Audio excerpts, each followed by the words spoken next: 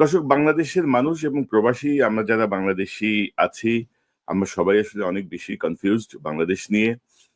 আমরা একটু বিভ্রান্তির মধ্যে আছি যে আসলে দেশে হচ্ছে কি, কিভাবে যাচ্ছে। বিশেষত জুলাই বিপ্লব পরবর্তী আহ, জাতিসংঘের রিপোর্ট অনুযায়ী প্রায় 1400 ছাত্র জনতার জীবন, শিশুদের জীবন, পাশাপাশি অন্ধত্ব, পঙ্গুত্ব এত কিছুর পরে এই মানে 15 মাসে 16 মাসের মাথায় এসে আসলে পরিস্থিতি কি? আমরা কি একটি গ্রহণযোগ্য নির্বাচনের পথে হাঁটছি? জুলাই বিপ্লবকে কি আমরা ধারণ করতে পারছি? আহ, গণভোট, জাতীয় নির্বাচন, জুলাই সনদ, বিএনপির নোট অফ ডিসেন্ট সবকিছু মিলিয়ে একটা জটিল একটা পরিস্থিতি বিরাজ করছে এবং বাংলাদেশে যার সঙ্গে কথা বলি সবাই আসলে কনফিউজড। আদৌ কি নির্বাচন হবে? আদৌ কি দেশ ঠিক পথে যাচ্ছে? তো এই সার্বিক সবকিছু মিলিয়ে যেহেতু ডক্টর ইউনূস অন্তর্বর্তী সরকারের প্রধান, দায়িত্বটা আসলে তার উপরই বর্তায়, যার জন্য আমাদের শিরোনাম আজকে ডক্টর ইউনূস কি আমাদের উদ্ধার করলেন না ডোবালেন। তো এই বিষয়টি নিয়ে আমার সঙ্গে কথা বলতে যোগ দিচ্ছেন আপনাদের অত্যন্ত প্রিয় মানুষ, পরিচিত মুখ, অ্যাডভোকেট আবু হেনা রাজ্জাকী, আহ, বাংলাদেশ সুপ্রিম কোর্টের সিনিয়র আইনজীবী এবং তিনি বাংলা ফাউন্ডেশন নামে একটি প্রতিষ্ঠানের প্রধান। আহ, আবু হেনা রাজ্জাকী, আপনাকে স্বাগত জানাচ্ছি আজকের অনুষ্ঠানে। আপনাকে আমার শুভেচ্ছা এবং আপনার দর্শকদেরকে আমার সশ্রদ্ধ সালাম। তো রাজ্জাকী ভাই, আসলে পরিস্থিতিটা কি? ধরেন আমি প্রথমে যে বিষয়টা দিয়ে শুরু করলাম, আমরা আসলে সবাই কনফিউজড আসলে দেশ কোন দিকে যাচ্ছে। এবং ধরেন যে হাসিনা পরবর্তী ফ্যাসিজম থেকে মুক্ত হয়ে আমাদের যে স্বপ্ন ছিল বা যে কারণে জুলাই বিপ্লব হলো, আহ, সবকিছু মিলিয়ে আপনি প্রাথমিকভাবে আপনার পর্যবেক্ষণটা কি? এই যে ডক্টর ইউনূসের নেতৃত্বাধীন যে অন্তর্বর্তীকালীন সরকার ঘুরে ফিরে দায় তার উপরে যায়, সকল কিছুর দায়। এবং তার সঙ্গে যুক্ত হয়েছে গত উনি সরকার গঠনের পরে প্রায় 15 মাসে উনি কোনো রিভিউ করেন নাই সরকারের। উপদেষ্টাদেরকে নিয়ে অজস্র অভিযোগ, তাদের কর্মদক্ষতা নিয়ে, তাদের ক্যাপাবিলিটি নিয়ে অনেক ধরনের কথা আছে। তো সব মিলিয়ে বর্তমান সময়টাকে আপনি কিভাবে বিশ্লেষণ করেন? তারপর আমরা জুলাই সনদ, গণভোট এই ইস্যুতে যাব। বর্তমান সময়টাকে আপনি কিভাবে দেখছেন? আপনার পর্যবেক্ষণ কি 15 মাসের? ধন্যবাদ আপনাকে। এক কথায় আপনি যেভাবে বললেন তাতে বর্তমান সময়টা যদি বলি, এবং বর্তমান সময়টা আসতে তো আমাদের প্রায় 15 মাস পার হয়ে গেছে। জি, মানে সেই 15 মাস পরে আজকে বর্তমান সময়টা আসছি। এই বর্তমান সময় এসে আজকে আমার কাছে মনে হচ্ছে 5ই আগস্টে আমরা যে জায়গাটায় ছিলাম, আমার কাছে মনে হয় এই মুহূর্তে পর্যন্ত আমরা ঠিক সেই জায়গাটায় ফেরত আসছি। এর কারণ এর মাঝখানে যে আমাদের চড়াইতে যে সময়টা গেল, এই সেই বলেন সংস্কার, ঐক্যমত্য কমিশন বা বিভিন্ন বিষয়, সবকিছু শেষে কিন্তু আজকে আমরা আবার ঠিক সেই জায়গাটা এসে দাঁড়াইছি। সবকিছু এখন অনিশ্চিত। বিশেষ করে আহ আপনি সবচেয়ে বড় কথা, নিজ নিজ দলীয় যারা বিজয় লাভ করে তাদের বিরুদ্ধে আভ্যন্তরীণ আলাপ হয়, নির্বাচন হবে তো। মানে এই যে প্রশ্নটা, এখনো কিন্তু নির্বাচন পর্যন্ত যাওয়ার পথটা আপনি মসৃণ রাখেননি, আমরা কেউ মসৃণ রাখি নাই। যেমন ধরেন 16 তারিখ থেকে নাকি জামাত এখন বসবে, মানে দাবি আদায় না হওয়া পর্যন্ত বসবে। এই যে দাবি আদায় না হওয়া পর্যন্ত, তার দাবিগুলো আমরা পরে বলছি, এই দাবি আদায় না হওয়া পর্যন্ত বসবে, তার মানে শুধু নির্বাচনের ট্রেনটা এককভাবে একেবারে নির্বাচনের জন্য চালু হয়েছে, সেটা আমার কাছে মনে হয়। রাজীব ভাই, একটা একটা একটা বিষয় আমাকে বলি, ওই যে আমার মনে হয় যে আপনি হেডফোনটা থেকে বের হয়ে আসেন। হেডফোনটায় আপনার সাউন্ড একটু সমস্যা মনে হচ্ছে আমার কাছে। হেডফোনটা খুলে ফেলেন। নর্মাল সাউন্ডটা অনেক ক্লিয়ার মনে হচ্ছিল আমার কাছে। শোনা যায়? জি, এখন বেটার। G, please. হ্যাঁ, ওকে। তো যে প্রশ্নটা আপনি করলেন যে আমরা এখন কোথায় আছি, ইনফ্যাক্ট একদম লেটেস্ট ইউনূস সাহেব যে বক্তব্যটা রাখলেন আপনার, বিশেষ করে এই গণভোট এবং সংসদ নির্বাচন একই দিনে হবে, তার সাথে গণভোটের ভিতরে নোট অফ ডিসেন্ট আছে, তারপর উচ্চ কক্ষ নিম্ন কক্ষ আছে, অনেকগুলা বিষয় আছে। এখানে দাবি ছিল যে নভেম্বরে, জামাত চাইছে নভেম্বরে নির্বাচন হবে আপনার গণভোট, আর তারপরে নির্বাচন হবে সংসদ নির্বাচন। আমি কিন্তু আজকে থেকে 6 মাস যাবত চিৎকার করে বলে আসছি যে বাংলাদেশটায় আমাদের যে সংবিধানটা, সবাই বলতেছে এই সংবিধান মোতাবেক ইউনূস সাহেব ওত নিছে এবং এই সংবিধান মোতাবেক নির্বাচন হতে যাচ্ছে। আমি এটা বিরাট চ্যালেঞ্জ করেছি যে দেখেন, সংবিধানের 106 ধারা মোতাবেক সুপ্রিম কোর্ট একটা পরামর্শ দিয়েছে কি, এরকম একটা কনস্টিটিউশনাল ভ্যাকুয়াম, কথা দেখেন, কনস্টিটিউশনাল ভ্যাকুয়াম মানে সাংবিধানিক শূন্যতা, এমন ক্ষেত্রে একটা অন্তর্বর্তীকালীন সরকার বসানো যেতে পারে। এইটুক ছিল সুপ্রিম কোর্টের ফাইন্ডিংস। তার আলোকে দল মত নির্বিশেষে সবাই এই অন্তর্বর্তীকালীন সরকারকে বসালো। এবং অন্তর্বর্তীকালীন সরকারটা, কনক ভাই, এটা বোঝার জন্য কিন্তু আইনস্টাইন হইতে হবে না। আমার যে বর্তমান সংবিধান, তার ভিতরে কি অন্তর্বর্তীকালীন সরকার বলতে কোনো সরকার আছে? না, নাই। তার ভিতরে কি তত্ত্বাবধায়ক সরকার আছে? নাই। আছে কি? শুধু প্রধানমন্ত্রী। তা আমার কথা, অন্তর্বর্তীকালীন সরকারের কথা যখন সংবিধানে বলা নাই, ওই সংবিধানটা সে ঢুকবে কি করে? কি করে ঢুকবে? এই যে আমি কথা বলতেছি এখন, এটা অন এয়ারে যাচ্ছে। অন্য কোন তৃতীয় ব্যক্তি কথা বললে কি আপনার এই চ্যানেলে এখন অন এয়ারে যাবে যদি সে লিঙ্কটা না পায়? না। তো বিষয়গুলো তো আপনাকে সেভাবে নিতে হবে। তাহলে কিভাবে চলছে দেশটা? অন্তর্বর্তীকালীন সরকারের অন্তর্বর্তীকালীন সংবিধান, এবং সেই সংবিধানের কোত্থেকে আসতেছে? সেটা হলো ইউনূস সাহেবের চিন্তা ভাবনা। উনি যেভাবে চিন্তা করছেন সেভাবে চলছে। আমি তর্কের খাতিরে বুঝানোর জন্য, দেশবাসীকে বুঝানোর জন্য বলছি, আমার যে বর্তমান এক্সিস্টিং যে সংবিধানটা আছে, সেই সংবিধানে কোথাও বলা আছে যে নির্বাচনের আগে তোমরা সংস্কার কমিটি নিয়ে বসবা, নির্বাচনের আগে ঐক্যমত্য কমিশন গঠন করবা, আপার হাউস, লোয়ার হাউস, এইগুলি কি আমাদের সংবিধানে আছে? নাই। তাহলে আপনি কি আলাপ করলেন এইগুলো এতদিন? এক নম্বর। দুই নম্বর, এই সংবিধান, এক্সিস্টিং সংবিধান মোতাবেক বলা আছে সংসদ ভেঙে যাওয়ার পর পরবর্তী 90 দিনের মধ্যে নির্বাচন দিতে হবে। এটা আপনি নিশ্চয়ই জানেন। জি। তারপরে কোনো কারণে যদি 90 দিনের মধ্যে নির্বাচন না হয়, তাহলে আরো 90 দিন পাওয়া যেতে পারে, তাতে 180 দিন, অর্থাৎ সর্বোচ্চ 6 মাস। এই যে ঐক্যমত্য কমিশনের সাথে 7-8 মাস আলাপ করলাম আমরা, দেশের বিজ্ঞ রাজনীতিবিদগণ, তারা কি একবারও ইউনূস সাহেবের কাছে প্রশ্ন করছি, আপনি যে এই সংস্কার নিয়ে বসছেন, সংস্কার নিয়ে কথা বলতেছেন, কিন্তু নির্বাচনের তো বাধ্যবাধকতা আছে সংবিধান মোতাবেক, সেটা আপনি ফলো করছেন না কেন? কেউ কি রেজ করছে কিনা আপনার জানা মতে? কেউ তো রেজ করেনি। তার মানে কি, ইউনূস সাহেব যেটা বলে সেটাই সংবিধান, এবং তারা মেনে নিছে। দেখেন, আপনি কেউ কিন্তু প্রতিবাদ করেনি। অথচ তর্ক যখন করতে যায় তখনই বলে যে এই সংবিধান মোতাবেক উনি ওত নিছেন, কাজে উনি এই সংবিধান মোতাবেক আছেন।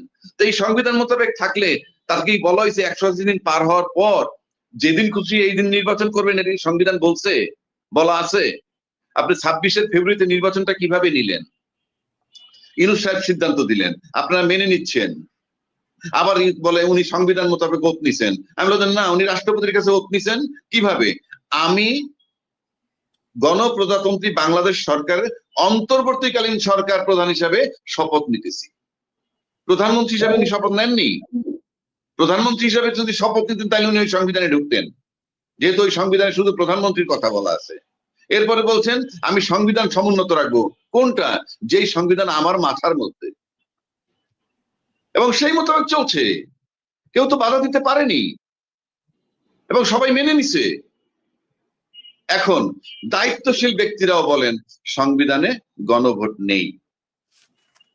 আমি একমত, সংবিধানে গণভোট নেই। না, তা সংবিধান তো মানে বলিনি। জি প্লিজ। হ্যাঁ বলেন। জি। আমি বলছি যে সংবিধানে যেমন গণভোট নেই, একইভাবে সংবিধানে বলা নাই 2026 ফেব্রুয়ারিতে আপনি নির্বাচন করবেন। তার মানে কি, টোটাল কান্ট্রি এখন ইউনূস সংবিধানে মোতাবেক মূল সংবিধানের বাইরের থেকে চলছে, এবং এটাই সংবিধান। তা না হলে আপনি নির্বাচন এবং গণভোট একই দিনে দিলেন, এইটা আমার কোন সংবিধান পারমিট করে?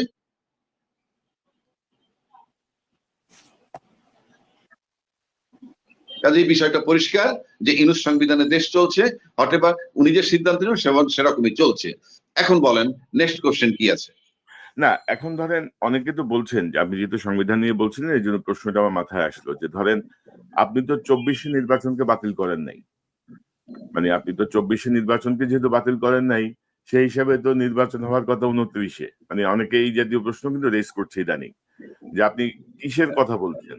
তো এখন এই যে আপনি মানে টোটাল প্রক্রিয়াটা কি হলো, যে জুলাই সনদ আপনি যেগুলো বলছেন যেগুলো সংবিধানের সঙ্গে সাংঘর্ষিক, এখন ইউনূস সংবিধান, মানে আমরা আসলে আছি কোথায়? মানে আমাদের মানে আমরা তো আসলে এইভাবে তো আর শেষ হতে দিতে পারি না।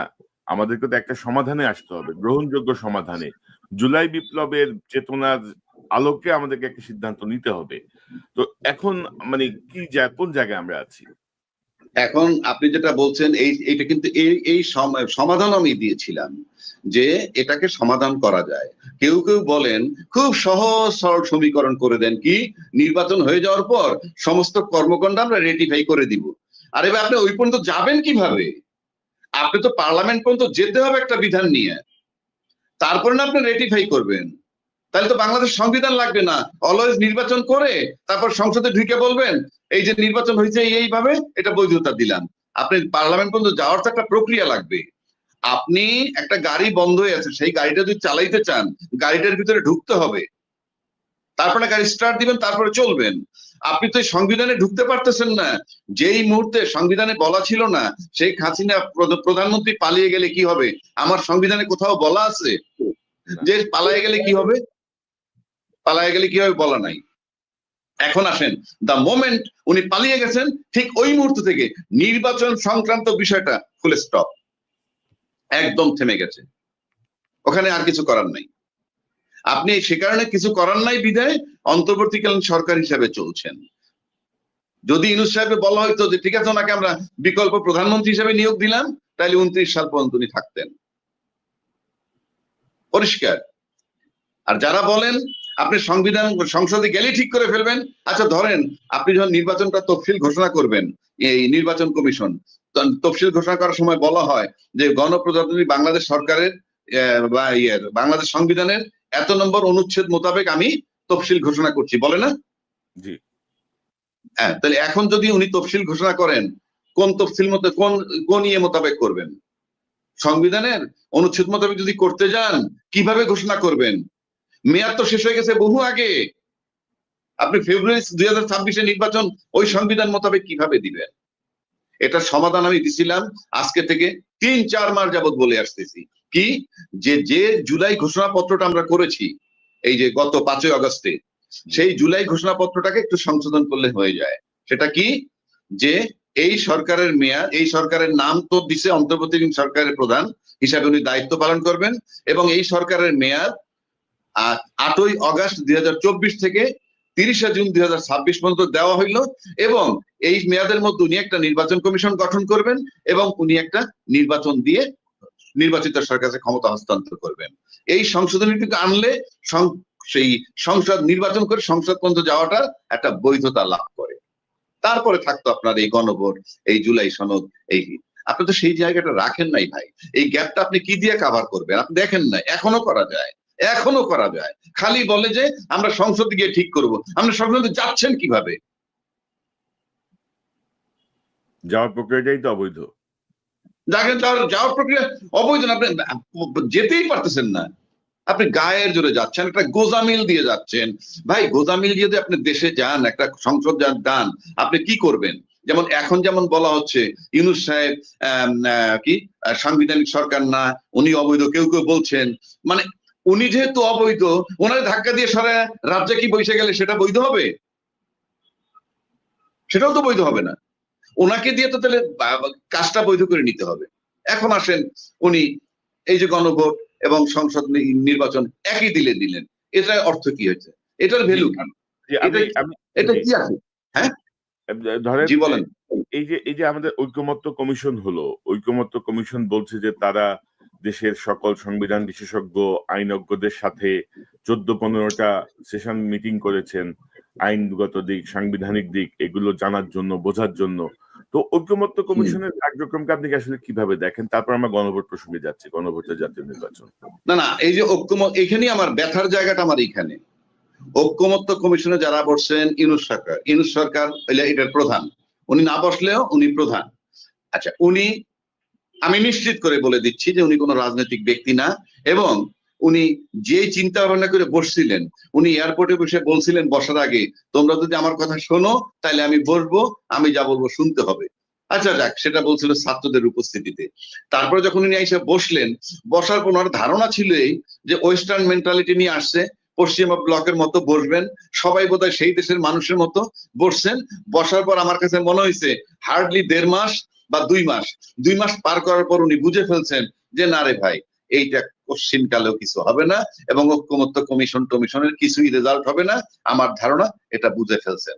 অ্যাটলিস্ট বুঝে ফেলার পর উনি আর আলী রিয়াজ এই দুইজন হয়তো পর্দার আড়ালে প্ল্যান করছেন যে আমাদের কিছু টাইম ক্ষেপণ করতে হবে। এটা আমার ধারণা, বুঝছি, আই মে বি রং।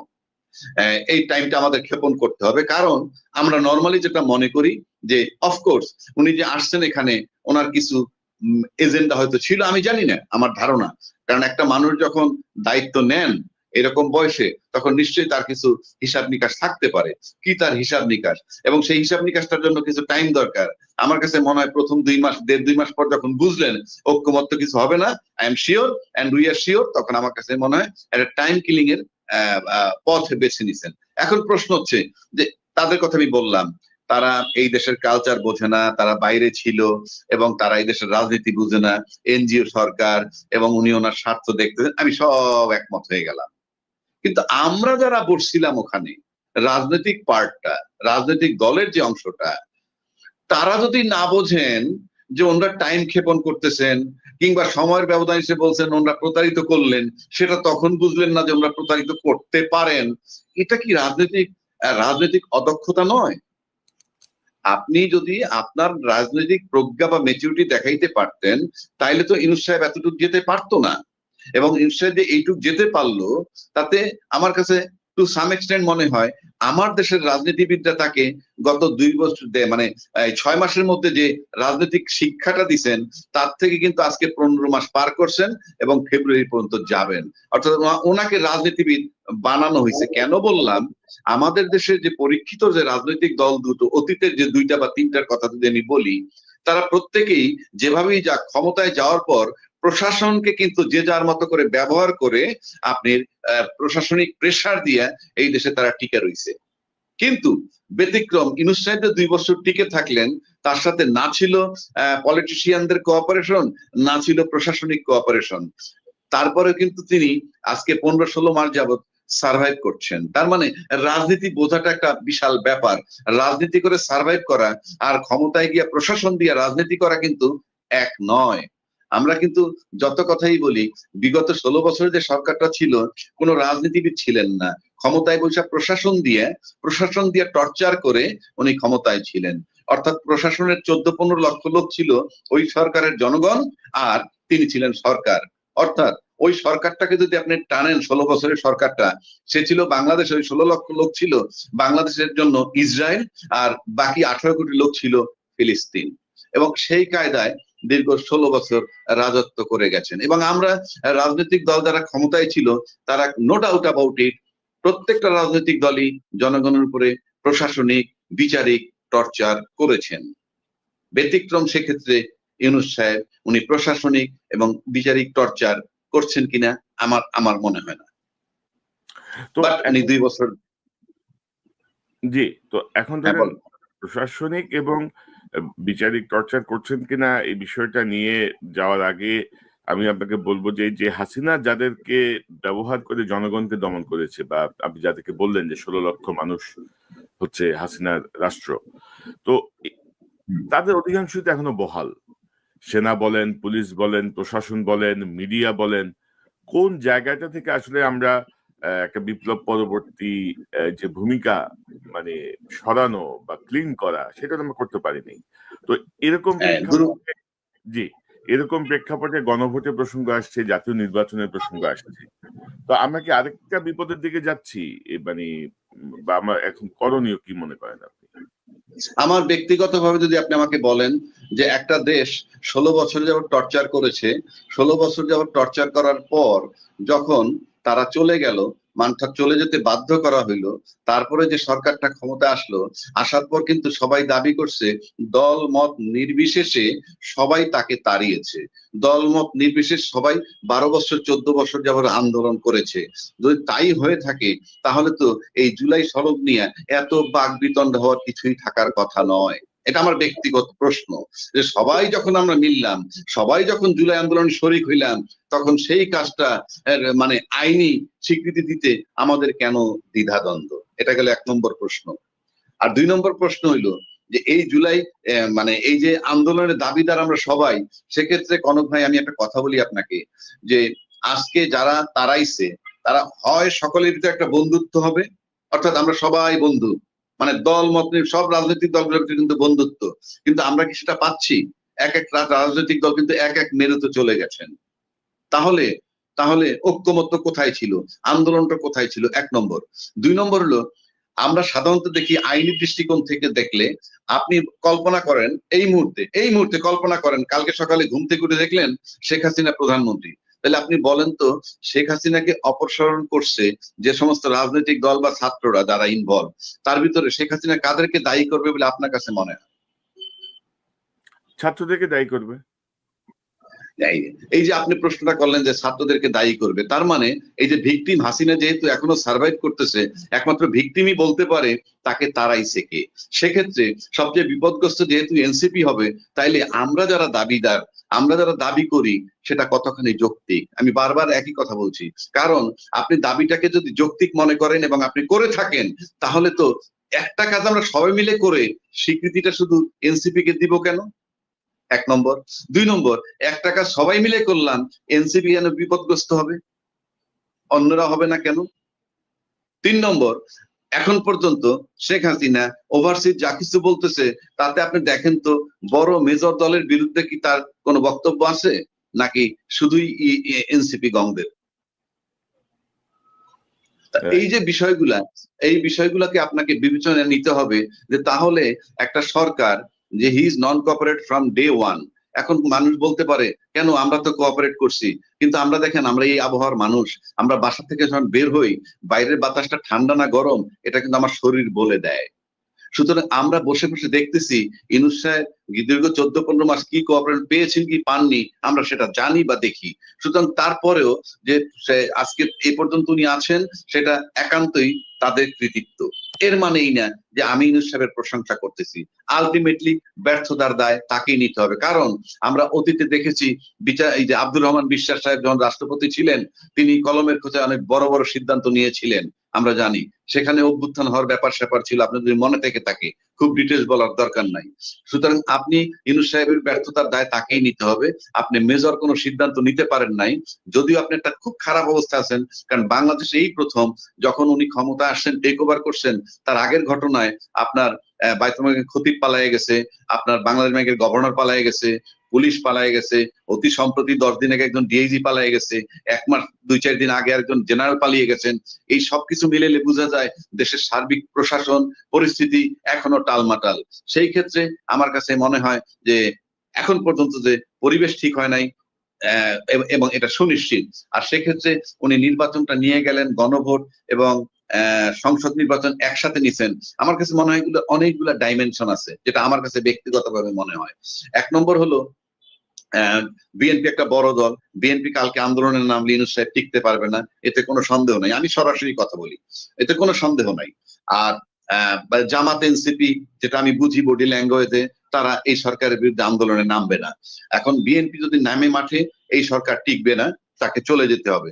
সেক্ষেত্রে আমার কাছে মনে হয় সরকারের কিছু রেসপন্সিবিলিটি উনি নিছেন, যেমন ওনার সেফ এক্সিট দরকার, সেটাই উনি এনশিওর করছেন এই প্রস্তাবটা দিয়ে, অর্থাৎ গণতন্ত্রকে সংসদ নির্বাচন এবং গণভোট একদিনে দিয়ে। এতে কি হবে, অন্তত BNP will be satisfied, number 1। Number 2, এরপর যদি কোনো কারণে নির্বাচনে না হয় এবং তাকে চলে যেতে হয়, তাহলে অন্তত বিএনপি তাকে ব্লেম দিতে পারবে না, কারণ বিএনপির প্রস্তাব তিনি মেনে নিছেন, সুতরাং সে কমফোর্টেবলি চলে যেতে পারবেন। নাম্বার এইটা হলো একটা তার মানে মেসেজ। দ্বিতীয় মেসেজ হইলো উনি চলে যাবেন, এটাও নিশ্চিত, এই মেসেজ উনি দিলেন। আর তৃতীয়টা হইলেই যে বিচার একটা সামনে আছে, জাজমেন্ট, যে জাজমেন্টটাকে কেন্দ্র করে 13 তারিখ একটা ডেট ছিল, কি কবে তার রায় দিবে সেই ডেটটা, সেদিন সে চট করে দুপুরবেলা কিন্তু একটা ভাষণ দেওয়ার সিদ্ধান্ত নিলেন, যেখানে ঘোষণা করলেন গণভোট এবং সংসদ নির্বাচন একই সময় হবে।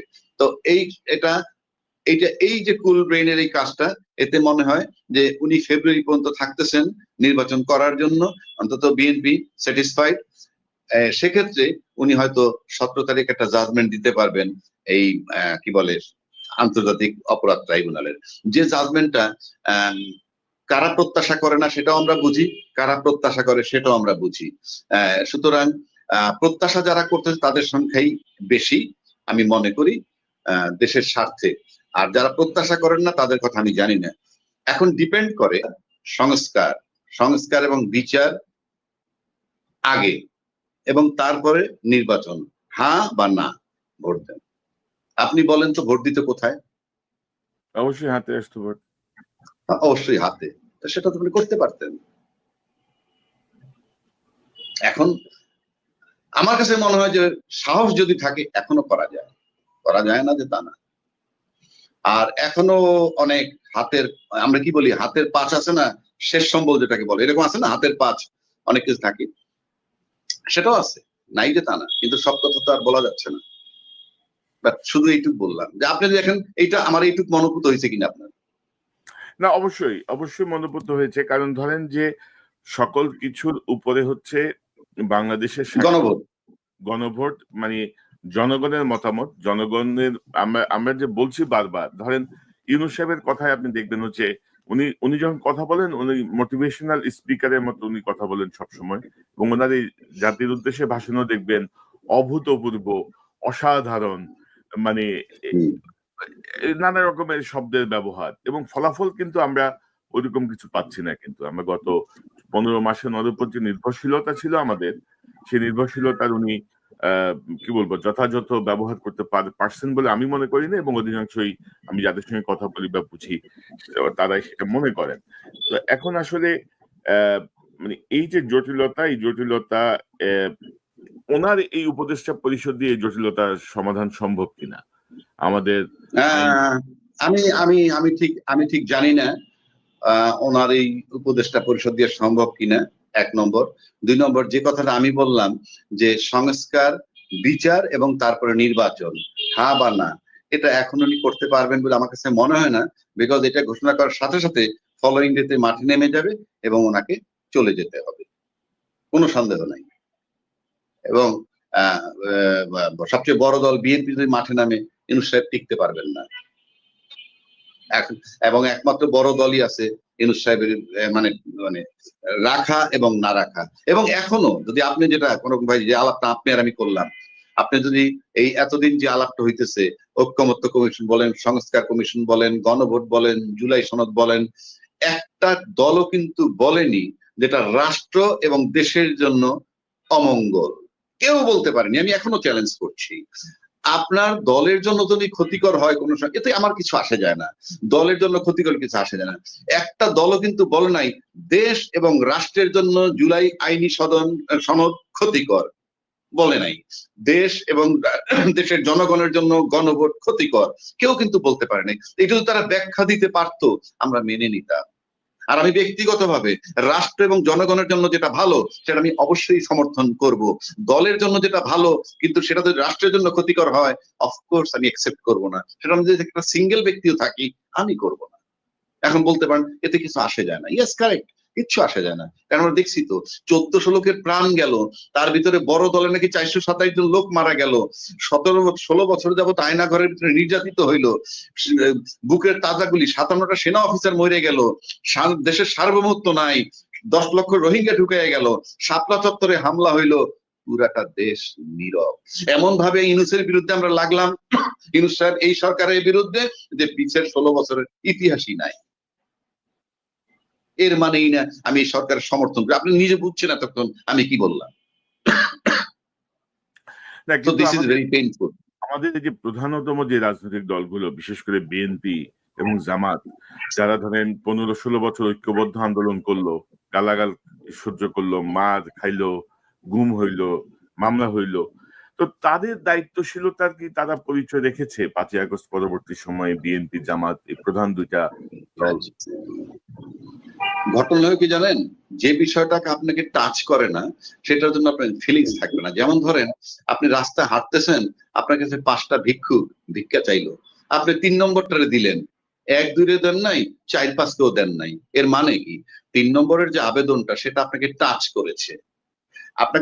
করেছে, বিধে আপনি তাকে দিচ্ছেন।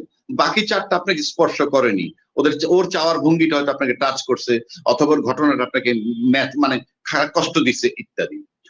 আমার দেশে যত রাজনৈতিক আন্দোলন হোক, অভ্যুত্থান হোক, গণ অভ্যুত্থান হোক, পুলিশের লোক মারুক, আর্মিতে মারুক, যে যেখান থেকে মারুক, আয়নাগরে থাকুক, অমুকখানে দেন, তো আপনি বলেন তো কোন রাজনৈতিক নেতা বা নাতি তাদের একটা চুল টাচ হয়েছে এই আন্দোলনে?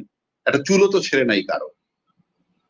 বাংলাদেশে আমাদের দেশে যত রাজনৈতিক নেতা তাদের কোন আপনি 85% পাবেন যে তারা বহির্বিশ্বে থাকে। আর রাস্তায় যারা আন্দোলন করে তারা হ্যান্ড টু মাউথ, ভিক্ষুক, শ্রমিক, বাদাম বেচে, এরা বেচে, স্লোগান দিয়ে মাঠে নামে, 500 টাকার বিনিময়ে একটু এক প্লেট বিরিয়ানির বিনিময়ে যায়, ডেড বডি গুলা কাউন্ট হয়। অর্থাৎ রাজনীতিবিদদের নেতা বলেন, নাতি বলেন, ছেলে বলেন, নাতি বলেন, সব তারা বিদেশে পাঠায়। আর এই দেশে যারা সাধারণ হ্যান্ড টু মাউথ, অভাব, দারিদ্রতার মধ্যে আছে, তাদেরকে তারা মাঠে পাঠায়। এবং মাঠে যাদের ডেড বডি হয় তখন সেগুলোকে তারা ক্যাশ করে রাজনীতিবিদরা, এবং কোনো টাচ করার কোনো কারণ নাই। কারণ নিজের পিতা মারা গেলে বড়জোর দুপুরবেলা ভাত খায় না, দাফন দিয়ে রাতে খায়। সেখানে অন্য বাড়ির অন্য সন্তান মারা গেলে কেন আপনাকে টাচ করবে? আপনি বলেন তো, কি কারণে টাচ করবে? আপনি হেলিকপ্টার দিয়ে গুলি করে যখন মারেন, হেলিকপ্টার দিয়ে গুলি করে মারে, আমি এমন বক্তব্য পাইছি একজনে গুলি করে তার ওয়াইফ নাকি তারে বলছে যে তুমি যখন গুলি মারতে তোমাকে হিরোর মতো মনে হয়েছিল। আরে ভাই, সভ্য জগতে কোথাও আছে নাকি যে নিজ দেশের আর্মি নিজ দেশের নাগরিকরে মারে, নিজ দেশের পুলিশ নিজ দেশের লোকেরে মারে? কোথায় আছে? আপনি এটাকে আইন বানায় নিছিলেন। আপনি এটা সবাই, র্যাব সৃষ্টি করছে কারা? র্যাব তো সবসময় লোক মারছে, যখন যে ক্ষমতায় ছিল তখন লোক মারছে। আপনি একটা রাষ্ট্র বানান কিভাবে? এরকম একটা বাহিনী ক্রস ফায়ার দিবেন, গুলি করে মেরে ফেলবেন। আজও যদি আওয়ামী লীগ ক্ষমতায় থাকতো 29 সাল পর্যন্ত খালি জঙ্গি দমনই হইতো। এখন জঙ্গি কোথায়? এখন জঙ্গি কোথায়? এই যে নাটক 24 আওয়ার্স, ডেড বডি যদি আপনার রাজনীতির সূত্র হয়, ব্লাড যদি আপনার রাজনীতিতে টিকে থাকার হয়, আমি এখন পর্যন্ত গ্যারান্টি আবারও রক্তের খেলা হবে। যে ক্ষমতায় নির্বাচনের মাধ্যমে আসলেও রক্তের বন্যা বলবে। এবং আমার কাছে মনে হয় যে 1400 ডেড বডি, তারপরে এই খতিব পালানো, গভর্নর পালানো, এবং এই কি বলে সিনা হত্যা, আয়নাগর, সেনা অফিসার হত্যা, রোহিঙ্গা ঢুকানো, ৭৭ হত্যা, it is not so easy. এত সহজে বোধহয় যাবে না। আমার কাছে মনে হয় বরং আমরা সেকেন্ড স্টেজে ঢুকলাম। আপনি জুলাই আন্দোলনটাকে ধরেন, আমার কাছে মনে হয় যে আলটিমেটলি আমরা সেকেন্ড স্টেজে ঢুকতে যাচ্ছি বলে আমার কাছে মনে হয়। ওটাই। এবং আমি আপনার সঙ্গে যদি সাপ্লিমেন্ট করি, ধরেন আমাদের প্রধান দুইটা দল বিএনপি জামাত, ধরেন জামাতের 5 জন নেতাকে ফাঁসিতে ঝুলাই মেরে ফেলছে হাসিনা। জামাতের কাছ থেকে আমরা কি ওইরকম কোন স্ট্রং কোন আন্দোলন বা প্রতিরোধ পেয়েছিলাম? পাই নাই। বিএনপি চেয়ারপারসন বেগম খালেদা জিয়া 6টা বছর জেলে ছিলেন, বিএনপি কে একটা জোরালো আন্দোলন করতে পারছিল? পারে নাই। এখন জুলাই পরবর্তী ধরেন এক একজনের যে গলার শক্তি, ছাত্র জনতার বুকের রক্তের উপর ভর করে আমরা ফ্যাসিজম হটাইছি। এখন দেখা যাচ্ছে যে প্রধান স্টেক হোল্ডার হয়ে গেছে সব রাজনৈতিক দল। হ্যাঁ, তারা ছিল, অবশ্যই ছিল, 16 বছর ধরে তারা অবশ্যই। না না, আপনি যে ছিল, কিভাবে ছিল? আপনি একজন বীর মুক্তিযোদ্ধা জিয়াউর রহমান, ওনার খেতাব ছিল কি? বীর উত্তম, নাকি বীর উত্তম না বীর প্রতীক আমি জানি, মানে খেয়াল, বীর উত্তম। এই বীর উত্তম ভদ্রলোকের খেতাবটা যখন কেড়ে নেয়, সে তো মুক্তিযোদ্ধা। তখন বাংলাদেশে আরো তো মুক্তিযোদ্ধা ছিল, তারা কি কেউ কোনো প্রতিবাদ করছিল বাংলাদেশে? অ্যাটলিস্ট মুক্তিযোদ্ধার পক্ষে তো থাকবে। গেল সেটা। তারপরে মুক্তিযোদ্ধার একজন স্ত্রী, বিধবা পত্নী, উনি 2 বার প্রধানমন্ত্রী ছিলেন, আমি বাদে দিলাম। ওনাকে যখন শহীদ মইনুল রোডের থেকে বের করে দেওয়া হয়, তখন একটা লোক নিহত হতো দূরের কথা, কোন লোক আহত হয়েছে? তো আপনার মাথার তাজ এবং আপনার রাজনৈতিক অস্তিত্ব যাকে দিয়ে, তাদের জন্য যখন আপনারা কিছু করতে পারেননি, আমি কি করে আস্থায় নিব যে আপনারা কিছু করতে পারবেন? গত 16 বছর এমন কোন নেতা নাই, অনেক বড় বড় নেতা সর্দি কাশিতে সিঙ্গাপুর ব্যাংকক গেছেন, অথচ তাদের নেত্রী যেতে পারেননি বিদেশে চিকিৎসার জন্য। সেই চিকিৎসার জন্য পাঠাইতে হয়েছে ছাত্র আন্দোলনের পরে, ইউনূস সাহেবের নেতৃত্বে ছাত্র আন্দোলনের পরে। এবং যখন খালেদা দেশ ত্যাগ করে চিকিৎসার নামে, মনে হইতেছিল যে প্রধানমন্ত্রী যায় এয়ারপোর্ট দিয়ে। সর্বোচ্চ সম্মান হারানোর পর, মানিজ্য যাওয়ার পর, খালেদা জিয়ারে যে সম্মানটা দিছে সেটা ইউনূস বলেন আর ছাত্র বলেন তারাই দিছে। আজও কিন্তু রাজনীতির মাঠে, বরং রাজনীতির ইলেকশন হবে সামনে, কোথায় বেগম খালেদা জিয়ার আলোচনা? আমরা তো দেখি না যে খালেদা জিয়ার বাসায় যাচ্ছে 5 জন ডেইলি, একটা সোশ্যাল মিডিয়া আসতেছে, ওনার সাথে বসতেছে, কথা বলতেছে, আমরা তো দেখছি না। সে অসুস্থ, আমি যদি বলি অসুস্থ, 3টা সিটে তো তার নাম আসছে যে উনি দাঁড়াবেন, ইলেকশন করবেন। কিচ্ছু না হোক, তার বাসায় তো আমরা যাতায়াত দেখি না। দেখেন, আপনি দেখেন কিনা? না, আমার তো তাহলে তো এখন আপনার কাছে শেষ প্রশ্ন, আমরা এখন মানে কি করণীয় বা কি হতে যাচ্ছে, আপনার শেষ মন্তব্য। আমরা কি আবার কোনো ফাঁদে পড়লাম? আমরা কি আবার কোনো অস্থিতিশীলতার দিকে যাচ্ছি? আমরা কি আবারও কি মানে আমাদেরকে বুকে রক্ত দিয়ে অনেক কিছুই প্রতিরোধের জন্য প্রস্তুতি নিতে হবে? আমরা সেটা কই না, যাচ্ছি? আমার কাছে যেটা এখন সিম্পল, আমি যেটা মনে করি, আপনি যদি নির্বাচন, আমি জানি না নির্বাচন হবে কিনা, ধরে নিলাম তর্কের খাতিরে হয়ে গেল, সেটা সাস্টেনেবল হবে না। তারপরে আপনার এখন টার্নিং পয়েন্ট আছে অনেকগুলা, 17 তারিখের জাজমেন্ট, ওদিকে আর্মি কিছু কাস্টডিতে আছে, তাদের ট্রায়াল চলতেছে, সবকিছু মিলে কিন্তু সিচুয়েশন উত্তপ্ত। আমরা সারফেসে যা দেখি, সারফেসের নিচে অনেক কিছু থাকতে পারে, কারণ এক একটা ফাংশন এক এক রকম। আমরা কাগজে কলমে নির্বাচন নিয়ে, গণভোট নিয়ে দৌড়াচ্ছি, ইনফ্যাক্ট অন্য জায়গায় কি হচ্ছে আমরা জানি না। তবে আমি ব্যক্তিগতভাবে আমার কাছে একই কথা মনে হয় যে আমাদের যে বিজয়টা হয়েছে, সেই বিজয়টা হইল হাসিনার মতো একটা ফেসিজম বা ফেসিস্ট শক্তিকে পরাজিত করছে এই দেশের মানুষ, সেটা একটা প্রথম বিজয়। দ্বিতীয় সুসংবাদ হইল যে বাংলাদেশে আর যাই হোক, সে মানে ওই ওনার মতো একজন ব্যক্তি বাংলাদেশে আর আসবেন না, এটা দ্বিতীয় সুখবর। আর তৃতীয় সুখবর হইলো দেশটা হয়তো একটা জায়গায় গিয়ে আলটিমেটলি দাঁড়াবে, এবং সেই স্টেজে আমরা ঢুকতে যাচ্ছি বলে মনে হয়। যে অ্যাডভোকেট আবুহিনা রাজ্জাককে আপনাকে ধন্যবাদ। আসলে ধরেন এত জটিল বিষয় যে এই আলোচনা এটার কোনো সমাধান দেয়া বা এটা বের করা খুবই কঠিন। এখন কিছুটা ভাগ্যের উপর ছেড়ে দিতে হবে, জনগণের উইলের উপর ছেড়ে দিতে হবে কোন দিকে যায়। না, আমি আপনার সাথে একমত। আমার ব্যথার জায়গা একটাই, আমি আবারও রিপিট করে যাচ্ছি যে আমি যদি থাকতাম তাহলে আমি বলতাম সংস্কার, বিচার, তারপরে নির্বাচন, হ্যাঁ বা না বলুন, আমি এই গণভোট করে ফেলতাম। ওইটাই, আমরা তো ইউনূস সাহেবের উপর আস্থা রেখে এখন অনেকে মনে করেন যে আমরা একটা আসলে অনেক ভুল সিদ্ধান্ত আর নিয়েছি। ইউনূস সাহেবের ব্যাপারে আমি বলে দিতে পারি আপনাকে, এখানে যদি বলেন ইউনূস সাহেবের ব্যাপারে একদম জাস্ট ফুল স্টপ, আপনি ওনার কাছ থেকে আর কিছু পাবেন না। যদি আশা করেন সেটা বোকামি। যেমন আপনি যদি একটা নায়িকার দিয়ে ছবি বানাইতে চান এবং আপনি পরিচালক হন, আপনি শুটিং করাচ্ছেন, আপনি 2 মাস 3 মাস শুটিং করাইছেন, এই 2 মাস 3 মাস পরে বলতেন না আরো চাই, 4 মাস পরে আপনাকে ফুল স্টপ দিতে হবে। হয় তাকে দিয়ে ছবি করবেন, নয়তো নতুন নায়িকা বানাবেন, এর ইন বিটুইন কিছু নাই। আবার এক্সাম্পলটা আমার পছন্দ হয়েছে রাজ্জাক ভাই, একদম খুব হ্যাঁ, পারফেক্ট আপনি এক্সপ্লেইন করছেন, এটা খুবই পছন্দ হয়েছে আমার। তবে লাস্ট যে বিষয়টা আপনি বলছিলেন যে তর্কের খাতিরে যদি ধরেও নেই যে নির্বাচন হয়ে গেল বা হবে, এই যে তর্কের খাতিরে শব্দটা কেন আসলো? নির্বাচন নিয়ে যে অনিশ্চয়তা মানুষের মধ্যে কাজ করছে, আপনি কি সেটাকেই সাপোর্ট না, করলেন? আপনার এখানে অনেকগুলা ফ্যাক্টর আছে। আমি কিন্তু আবারও কথাটা রিপিট করছি, ইউনূস সাহেব চলে যাক সেটা কারা চায়? ইউনূস সাহেব চলে যাক সেটা চায় যে এই বিচার প্রক্রিয়া চলতেছে, বিচারটা যাতে না হয়। অন্য কোন রাজনৈতিক দল আসলে আমি নিশ্চিত করে বলে দিতে পারি তারা কি খালাস হয়ে যাবেন না, প্রলং হবে, অর্থাৎ রায় পাওয়া কঠিন হবে।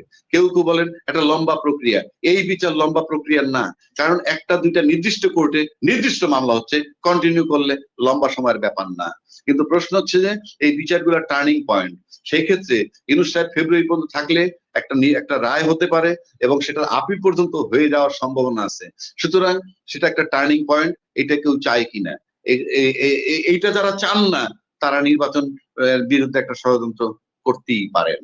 আর যারা নির্বাচন হলেই ক্ষমতায় যাবেন, তারা এই ষড়যন্ত্র অমুক তমুক যাই কিছু চলুক না কেন, তার ভিতর থেকে কোনো মতে চান একটা নির্বাচন হতে। কেননা যদি কোনো কারণে ইউনূস সাহেব নির্বাচন ছেড়ে চলে যান, তাহলে আগামী somebody will take over, তৃতীয় পক্ষ কেউ আসবে, সে অবশ্যই পতিত সরকারের ডাইরেক্ট ইনডাইরেক্ট তারই লোক হবে, কেননা আমরা এর বাইরে লোক পাবো কোথায়? এবং সেক্ষেত্রে নির্বাচনটা যদি আবার 2 বছরের জন্য ঝুলে যায়, তাহলে নির্বাচনে যাদের বিজয় সুনিশ্চিত তারা কি চাইবে আবার 2 বছর ঝুলুক? সুতরাং নির্বাচন হওয়া আর না হওয়া, পতিত শক্তি যেটা আছে তারা চাইবে নির্বাচন না হোক, ইউনূস সাহেব চলে যাক, এটা চাইবে। আর যদি নির্বাচন তারা চায়, তাহলে ইউনূস সাহেব ফেব্রুয়ারি পর্যন্ত থাকে, এই 3 মাসে রায় হবে, একটা দুইটা একাধিক রায় হতে পারে, যেটা তাদের জন্য ক্ষতিকর। সুতরাং এটা একটা জটিল সমীকরণ। সুতরাং নির্বাচন না হওয়ার পিছনে বড় শক্তি আছে, আর নির্বাচন হওয়ার পক্ষেও বড় শক্তি আছে। দেখা যাক কি হয়। জি, দেখা যাক কি হয়। অনেক সমীকরণের মধ্য দিয়ে যাচ্ছে। অ্যাডভোকেট আবু হেনা রাজ্জাককে আপনাকে অসংখ্য ধন্যবাদ। আমরা আশা করি যে নিয়মিত বিরতিতে আপনাকে পাবো। আমার এই চ্যানেলে আপনি অতিথি হয়ে আসবেন। আমরা আপনার কাছ থেকে অনেক কিছু জানার চেষ্টা করব, বোঝার চেষ্টা করব। আপনাকে অসংখ্য ধন্যবাদ। জি, আসসালামু আলাইকুম। ওয়ালাইকুম আসসালাম ভাই। দর্শক, এতক্ষণ আপনারা যে অনুষ্ঠান শুনলেন, নিশ্চয়ই আপনারা এই আলোচনা মর্মার্থ উপলব্ধি করতে সক্ষম হবেন। মর্মার্থ বোঝা দেওয়া তো সহজ নয়, অনেক জটিল একটি পরিস্থিতি। আমরা আসলে কোন দিকে যাচ্ছি, আমরা কিছুটা একটু আলোকপাত করার চেষ্টা করলাম। আমাদের রাজনীতিবিদ, আমাদের সরকারে যারা আছেন, তারা যদি এই আলোচনাটা ফলো করেন বা একটু বোঝার চেষ্টা করেন, আমার মনে হয় যে দেশের জন্য কল্যাণ বয়ে আনবে। কারণ সবকিছুর উপরে হচ্ছে আমার দেশ এবং বাংলাদেশের সাধারণ মানুষ। রাজনৈতিক দল হচ্ছে গৌণ আমার কাছে। বাংলাদেশের জনগণ এবং বাংলাদেশের জন্য যতটুকু মঙ্গলজনক যা কিছু হবে, যা কিছু করা যায়, সেই চেষ্টাই আমরা করব। এবং বাংলাদেশের জনগণই সিদ্ধান্ত নেবে আসলে বাংলাদেশ কোথায় যেয়ে ঠেকবে, কোথায় যেয়ে দাঁড়াবে, কিভাবে আমরা আহ, প্রকৃত গণতন্ত্রের দিকে আমরা যাব। এবং অবশ্যই সেটি জুলাই বিপ্লবের চেতনাকে ধারণ করে, এই জাস্ট ইমিডিয়েট পাস যে বিপ্লব, সেই বিপ্লব যেভাবে চেয়েছিল বাংলাদেশকে গড়তে, সেই বিপ্লবের চেতনাকে ধারণ করেই আমাদেরকে এগোতে হবে। এখানে কে কি বলল, কে কি না বলল, কে কি করবে, এগুলো নিয়ে বোধহয় আমাদের এত ভীত সন্ত্রস্ত হওয়ার কিছু নাই। এবং দেখা যাক সামনে কি হয়। হোপ ফর দ্য বেস্ট, এটাই হচ্ছে কথা। আল্লাহ আমাদের কপালে কি রাখছেন আমরা দেখি। দর্শক, এই চ্যানেলটি সাবস্ক্রাইব করে আমাদের পাশে থাকুন, এই চ্যানেলের মেম্বারশিপ নিয়ে আমাদের পাশে থাকুন। আবারও দেখা হবে ইনশাল্লাহ। আসসালামু আলাইকুম।